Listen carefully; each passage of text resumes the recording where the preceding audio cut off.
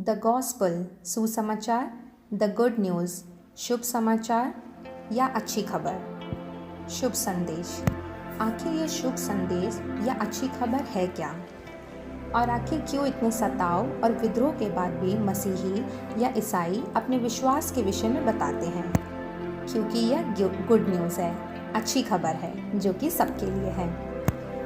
इस अच्छी खबर को विस्तार से जानने से पहले आप मान लीजिए कि आपने ऐसा कोई बहुत भारी कर्ज ले रखा हो और उस कर्ज को उतारने के लिए आप निरंतर बेहद भारी प्रयास करते हैं, लेकिन आपके अनेकों कठिन प्रयासों के बाद भी आप इस कर्ज को उतार पाने में असमर्थ हैं और आप निरंतर इस कर्ज के बोझ में दबे चले जा रहे हैं और इस कर्ज से मुक्त ना होने की वजह से आपके जीवन में निराशा, हताशा, असमर्थता, व्याकुलता, अप्रसन्नता, क्लेश और चिड़चिड़ाहट है और आपकी ज़िंदगी बिना किसी खुशी, उत्साह, प्रसन्नता के बिना बस एक बोझ और गुलामी में गुजरती जा रही है। लेकिन एक दिन ऐसा होता है, एक व्यक्ति अचानक आपके पास आकर कहता है कि आपका सारा कर्जा माफ़ कर दिया गया है,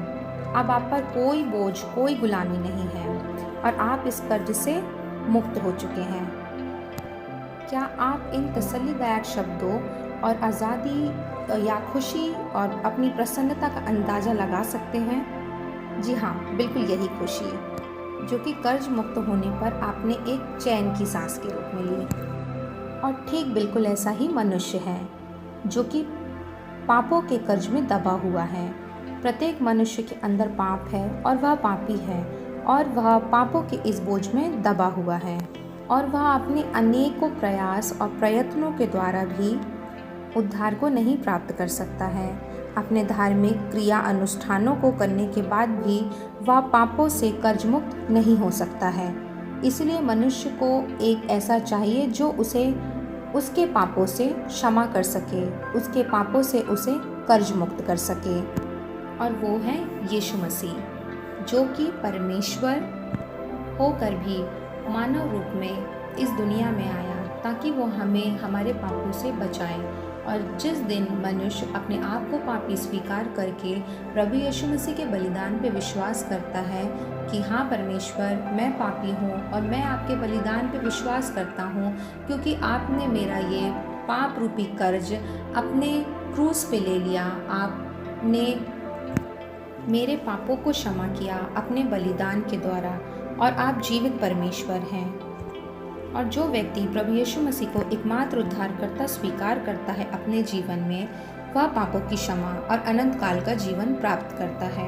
और पापों की क्षमा हमें अपने धार्मिक अनुष्ठानों, प्रयत्नों और रीति रिवाजों से नहीं, लेकिन सिर्फ परमेश्वर की करुणा और अनुग्रह से मिलती है।